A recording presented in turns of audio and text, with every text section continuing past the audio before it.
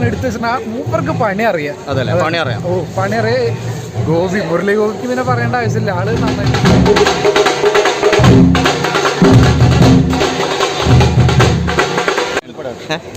അടിപൊളിയാണ്. നമ്മൾ ആ ലൂസിഫറിന്റെ ആ ഒരു പ്രതീക്ഷയൊക്കെ നമുക്ക് നിലനിർത്തിയോ? കണ്ടോ എങ്ങനെയുണ്ട് പടം? എങ്ങനെയുണ്ട് പടം? രാജേട്ടൻ എടുത്ത് വെച്ചാൽ മൂപ്പർക്ക് പണി അറിയാം. അതല്ലേ, പണി അറിയാം. ഓ, പണി അറിയാം. മുരളി ഗോപിക്ക് പിന്നെ പറയേണ്ട ആവശ്യമില്ല, ആള് നന്നായിട്ട് എഴുതി.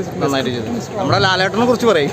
മോഹൻലാൽ എന്താ പറയാനുള്ളേ, ദാവ അങ്ങോട്ട് സ്ക്രീനിൽ നിറഞ്ഞു നിൽക്കുക. അങ്ങനെ ഫൈറ്റ് ഒക്കെ ഉണ്ടോ? ഒരുപാട് ഫൈറ്റ് ഒരുപാട് നല്ല. ലാലേട്ടന്റെ ചില ഫൈറ്റുകൾ സൂപ്പറാണ്. അതായത് മൂപ്പർക്ക് കൂടുതൽ നിന്നിട്ടുള്ള ആ ഒരു എക്സ്പ്രഷനിലാണ് സംഭവം. പിന്നെ അവൻ്റെ ആ ഫൈറ്റ് വരുമ്പോൾ കത്തി കയറും. അങ്ങനെ എത്ര കോടി ബഡ്ജറ്റിലേക്ക് പടം എത്തും എന്നുള്ളതാണ് ഒരു നിഗമനം. പടം എനിക്ക് എന്തായാലും ഒരു 100-200 കോടി എന്തായാലും. മലയാളം കണ്ട സിനിമയിൽ എന്തായാലും വലിയൊരു ബ്രഹ്മാണ്ഡ സിനിമയാണല്ലോ. ഏറ്റവും കൂടുതൽ കളക്ഷൻ കിട്ടാനുള്ള റെക്കോർഡുകളൊക്കെ ഭേദിക്കും. സാധ്യതയുണ്ട്. തീർച്ചയായും ടിക്കറ്റ് എടുക്കാം. അതെ, ടിക്കറ്റ് ധൈര്യമായിട്ട് എടുത്തു. ഓക്കെ, എന്താ അഭിപ്രായം? എപ്പിടി ഇരിക്കേ പടം? സൂപ്പർ.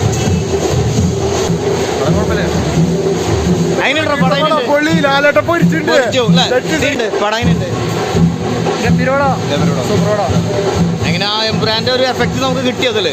കിട്ടും. എല്ലാം കിട്ടിയിട്ടുണ്ട്. എങ്ങനെയുണ്ട് സംവിധാനം? പൃഥ്വിരാജിന്റെ പറയേണ്ട ആവശ്യമില്ല. ഗംഭീര. നമ്മൾ ഇത്രയും ദിവസം പ്രതീക്ഷിച്ചതെല്ലാം കിട്ടിയോ? എല്ലാം കിട്ടിയിട്ടുണ്ട്. എങ്ങനെയുണ്ട് പടം? എങ്ങനെയുണ്ട് പടം? എങ്ങനെയുണ്ട് പടം? കയ്യിൽ നിന്ന് പോയി. അതെയാ, പ്രതീക്ഷിച്ചതൊന്നുമില്ല. അത് 2-3 സീനുകൾ ഒഴിച്ച് കഴിഞ്ഞാൽ പിന്നെ വേറെ ഒന്നും വളരെ കാണാനില്ല. അപ്പൊ എന്തുണ്ടായി പടത്തിന്റെ? എന്താ കുറവ് തോന്നുന്നത്? വളരെ കുറവെന്ന് പറഞ്ഞു കഴിഞ്ഞാൽ 2-3 സീനുകൾ അടിപൊളി സീനുകളാണ്.